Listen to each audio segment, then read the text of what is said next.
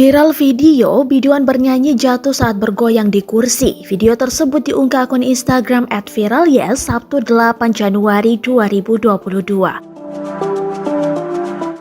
Terlihat dalam video, biduan yang mengenakan baju kuning bergoyang di atas kursi plastik sambil bernyanyi. Tak diketahui pasti, biduan tersebut bernyanyi dalam sebuah hujatan atau orkes dangdut keliling. Di sampingnya, ada seorang ibu-ibu yang juga sedang duduk di kursi. Tiba-tiba, saat hendak berdiri, kaki biduan itu malah tersangkut di kursi. Sontak saja, ibu-ibu tersebut langsung sigap menangkap biduan. Warganet pun salut dengan sikap gercep si ibu. Jika Anda dalam posisi itu, apa yang akan Anda lakukan, Tribuners?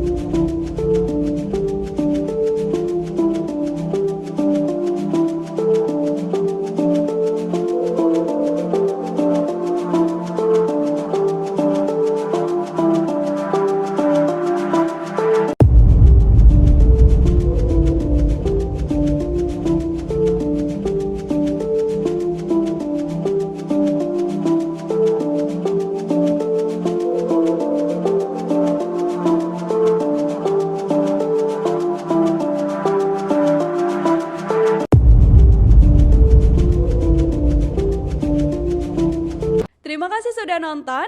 Jangan lupa like, subscribe, dan share ya.